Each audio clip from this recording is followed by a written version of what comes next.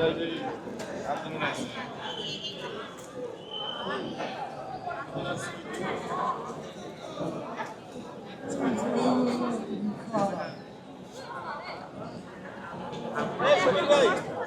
প্রকল্প, সেজন্য আমরা এই দাবিতে এসেছি যে আমাদেরকে রাজস্ব খাতে নেওয়ার জন্য।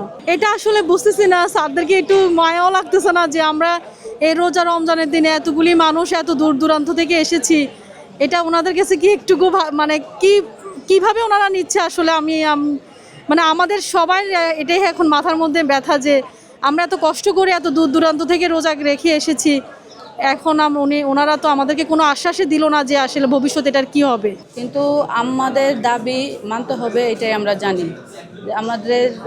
আমরা এখানে 4200 এলএসপি আছে, এলইউ আছে, এলএফএ আছে, তাদেরকে আমাদের নিশ্চয়তা দিতে হবে চাকরি। আমরা তাহলে কোথায় যাব? আমাদের ফ্যামিলি আছে, সংসার আছে, আমরা সবাই পথে বসবো। অনেকের বয়স শেষ হয়ে গেছে, তাদের কোনো চাকরির এখন করার মতো অন্য কোথাও নেই। সেক্ষেত্রে আমাদের চাকরির ক্ষেত্রে এটা নিশ্চয়তা দিতে হবে। লক্ষ্মীপুর সদর থেকে আমি এলএসপি ঐক্য পরিবারের সদস্য সচিব হিসাবে আছি।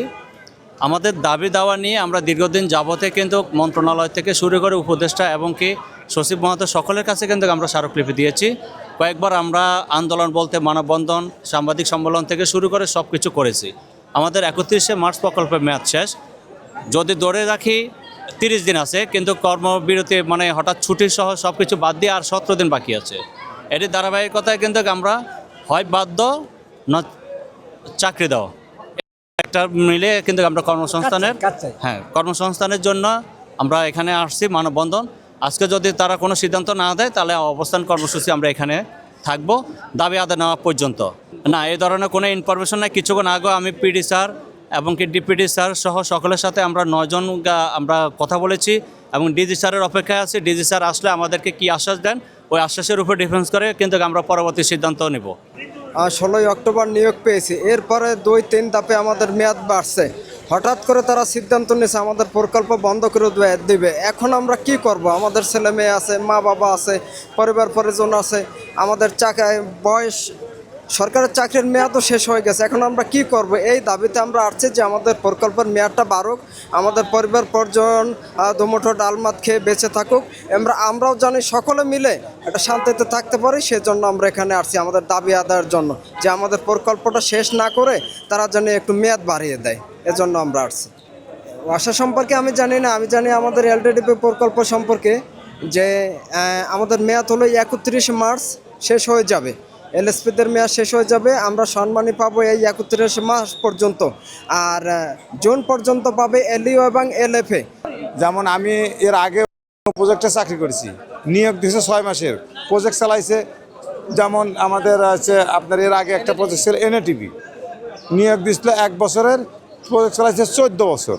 হঠাৎ করে আমাদের এই প্রজেক্টে এত টাকা থাকার কারণে এইসবগুলো কি হইলো, আমাদের কি অবস্থা?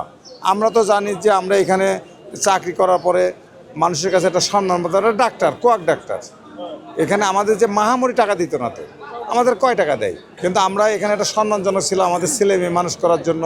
তা কি বলে, ওই ডাক্তারের ছেলে, ডাক্তারের মেয়ে, আমরা তো এই সম্মানটুকুর জন্য। কিন্তু আসলে তো আমাদের যে প্রজেক্টে যে সম্মানী দেওয়া হয় এটা আসলে মাহামরি না। এখন চাচ্ছি এই সম্পদে জনবল দরকার, আমাদের এই সম্পদে টাকা আছে আমাদের কেন? যেমন আমরা এই 2019 সাল থেকে এই প্রজেক্ট রানিং, এই প্রজেক্টের পরে আমরা এলএসপিরা এসে 6600টা পিজি গ্রুপ তৈরি করেছি। একটা গ্রুপে 30 থেকে 40 জন সদস্য আছে। ওনাদের কাছ থেকে আমরা প্রত্যেক মাসে সঞ্চয় নিই। আমার জানা মতে আপনার বেশি 3 কোটি আছে, আপনার 300 কোটি প্লাস টাকা আমাদের কৃষি ব্যাংকে জমা। এখন এরা চাচ্ছে যে এই পিজি সদস্যগুলা আমাদের এলাকার লোক, আমরা প্রত্যেকটা ইউনিয়নের লোক, তাহলে আমাদের চিনে, আমরা এদের কাছ থেকে সঞ্চয় করাইছি। এখন চাচ্ছে যে এই পিজি সদস্যগুলা তারা আপনার সমবায়ের আন্ডারে দিয়ে আমাদেরকে আউট করে দিবে।